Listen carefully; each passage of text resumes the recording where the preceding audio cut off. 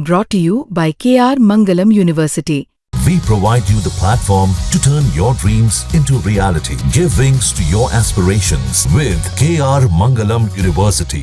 UP का मेरठ अब crime का कैपिटल बनता जा रहा है। जी हाँ, ऐसा मैं क्यों कह रहा हूं? कुछ दिन पहले हमने मुस्कान का केस देखा था, फिर उसके बाद एक और केस आया। अब जो केस आया है ये बड़ा ही हैरान करने वाला है। एक 17 साल की लड़की, उसकी डेड बॉडी मिलती है और डेड बॉडी पे से सर ही गायब होता है, मतलब सिर कटी लाश। अब पूरे इलाके में हड़कंप मच जाता है कि यार ऐसा कैसे हो गया।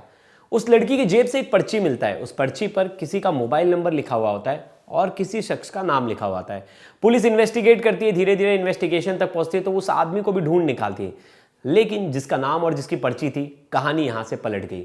यहां से इस केस ने ऐसा रुख लिया जिसके बारे में किसी ने सोचा भी नहीं था। यह एक तरह का ऑनर किलिंग था और इसमें शामिल थी उसकी ही माँ और उसके 2 नाबालिग भाई। वहीं इसके मामा से लेके पूरा इसका मैके वाले, जो कि इसकी मम्मी के पूरे मैके वाले, सब शामिल थे।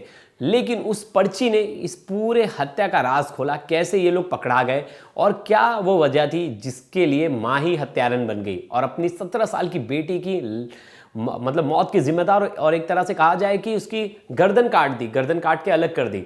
तो क्या है ये पूरा मामला, क्या है ये मर्डर मिस्ट्री, इस वीडियो में हम जानेंगे। लास्ट तक ये वीडियो जरूर देखिएगा।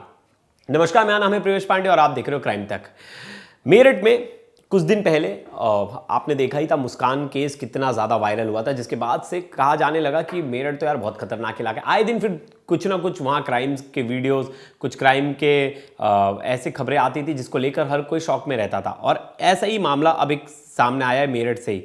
जो प्रतापपुर थाना है वहीं ये इलाका पड़ता है और वहाँ कुछ दिन पहले मतलब वेडनेसडे को बहादुरपुर नहर, 4 तारीख थी वेडनेसडे को, मैं बताना चाहूँगा 4 तारीख को बहादुरपुर नहर के पास एक सिरकटी लाश मिलती है। सिरकटी लाश जो मिलती है, अब पुलिस के पास तो कुछ क्लू ही नहीं होता कि ये लाश किसकी है। पुलिस उस लाश की फ़ोटो हर ग्रुप्स में वायरल कर देती है, आसपास के जो भी इलाके हैं, और पूरे इलाके में फ़ोटोज़ वायरल हो जाती है, लेकिन फिर भी पता नहीं चलता ये लाश किसकी है।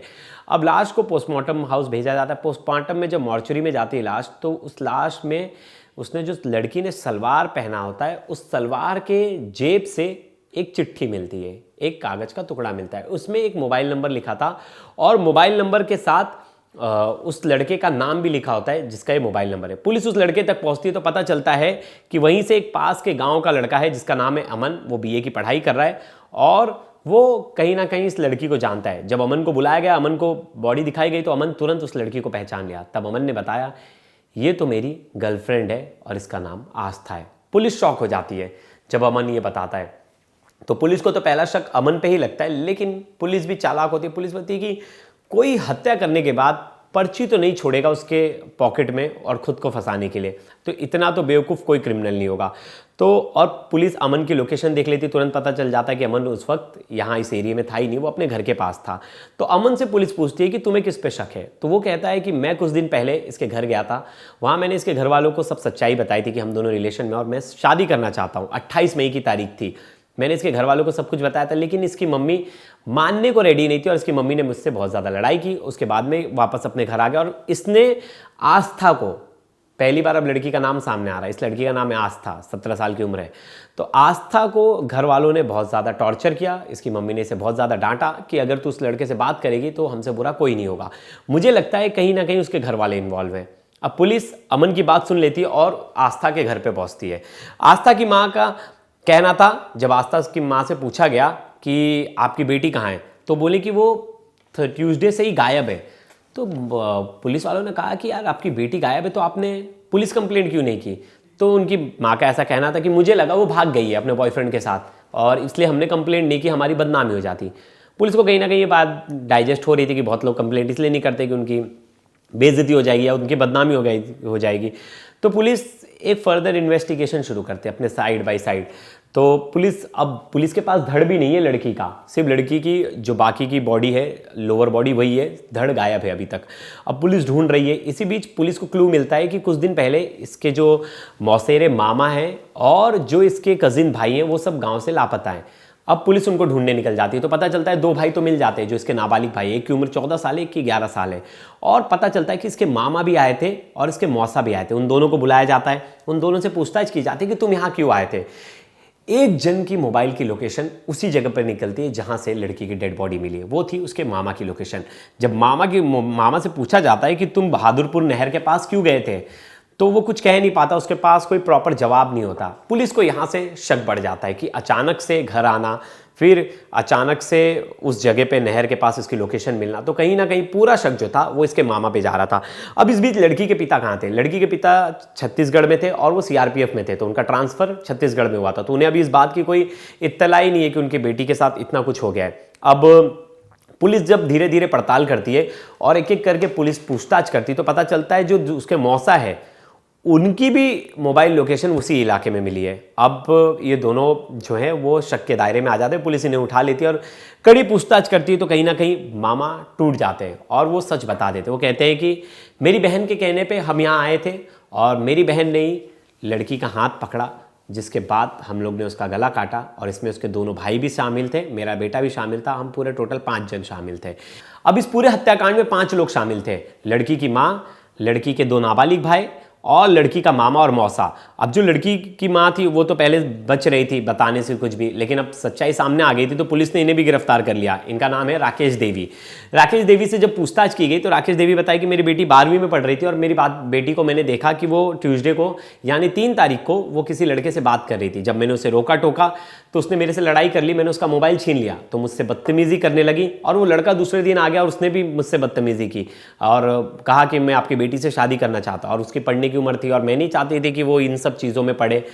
कहीं ना कहीं मैं उसे रोक रही थी और वो नहीं मान रही थी, जिसके बाद मुझे ऐसा लगा कि समाज में हमारी इज्जत चली जाएगी, हमारा नाम खराब होगा, तो मैंने फैसला किया कि मेरी बेटी को मौत के घाट उतार दूँ। उसने अपने भाइयों को बुलाया, अपने बच्चों को रेडी किया और 12वीं में पढ़ने वाली 17 साल की आस्था को मौत के नींद सुला दी, उसका गला काटा। सोचिए, एक माँ उसका खुद हाथ पकड़ के रखी और उसके भाई जो उसके सगे भाई वो उसका गला काट रहे, उसके मेरे जो मामा हैं और उसके जो मौसा है वो लोग भी वहाँ थे।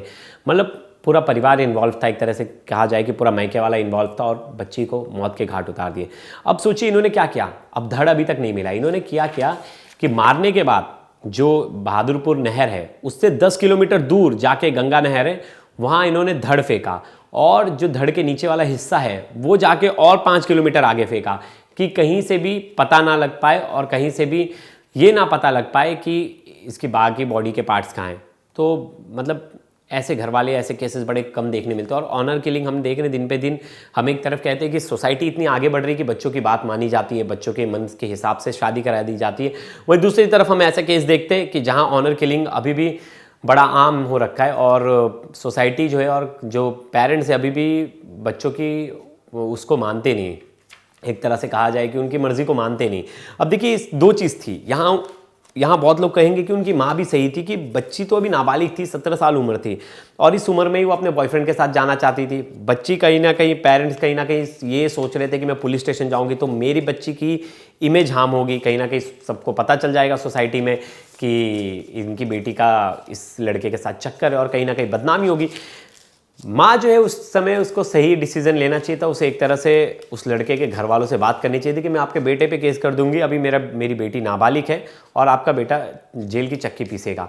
लेकिन उन्हें ये करने की जगह उन्हें अपनी बेटी का कत्ल करना ही सही लगा। उन्होंने ये गलत डिसीजन ले लिया कि बेटी कि मर्डर करने के बाद सब सॉल्व हो जाएगा, अब तो और ज़्यादा बदनामी होगी कि आपने अपनी बेटी को मार दिया। 18 साल होने तक उन्हें समझाना चाहिए था, काउंसलिंग की ज़रूरत होती, पुलिस भी काउंसलिंग करती और लड़के को भी समझाती, क्योंकि अभी ऐसा नहीं कि सिर्फ किसी एक पेरेंट्स के साथ ये मामला है, आजकल बड़ा नॉर्मल हो गया है। 14-15 साल से ही लोग गर्लफ्रेंड बॉयफ्रेंड वाला सिस्टम शुरू हो गया है और कॉलेज में आते आते स्कूल के बाद ही बच्चे इन सब चीज़ों में बहुत ज़्यादा इन्वॉल्व हो गए। 11th स्टैंडर्ड 12th स्टैंडर्ड तो बड़ा आम हो गया कि उसमें बच्चों के बॉयफ्रेंड गर्लफ्रेंड है। लेकिन इस समय में काउंसलिंग की बहुत ज़्यादा ज़रूरत होती है, बच्चों को समझाना होता है कि क्या सही है क्या गलत है, ना कि आप उनके दुश्मन बन बैठो और कुछ ऐसा कदम उठा लो। वहीं दूसरी तरफ लोग ये भी कहेंगे कि देखिए लोग तो लव मैरिज कर रहे हैं, लव मैरिज के बाद भी तो मतलब मर्जी से मैरिज करने के बाद भी तो मुस्कान जैसा कांड हो रहा है। अब ये तो हम लोगों पे छोड़ते हैं कि लोगों को क्या सही लग रहा है, लेकिन सबसे सही बात यह है कि अगर उस एज में नहीं पहुंचे तो काउंसलिंग करनी बहुत ज़रूरी है और लड़के वालों के घर वालों से बात करनी बहुत ज़रूरी थी कि आप अपने बच्चे को रोकिए, नहीं तो हम उसके ऊपर FIR करेंगे, उसके ऊपर स्ट्रिक्ट एक्शन लेंगे, तो कहीं ना कहीं आपका लड़का फंसेगा। इससे अच्छा आप अपने लड़के को हमारी बेटी से दूर कर दीजिए। ये सबसे सही तरीका था और सबसे अच्छा सॉल्यूशन था, ना कि अपनी बेटी को जिसको आपने 9 महीने कोख में रखा उसके बाद उसे पाल पोस कर बड़ा किया, 17 साल की हुई और आपने उसकी हत्या कर दी। तो ये खबर कहीं ना कहीं बहुत ज़्यादा शॉकिंग थी और सोसाइटी के लिए इस खबर से एक मैसेज भी था। तो दोस्तों ये वीडियो कैसी लगी ज़रूर बताइएगा। तब तक के लिए धन्यवाद।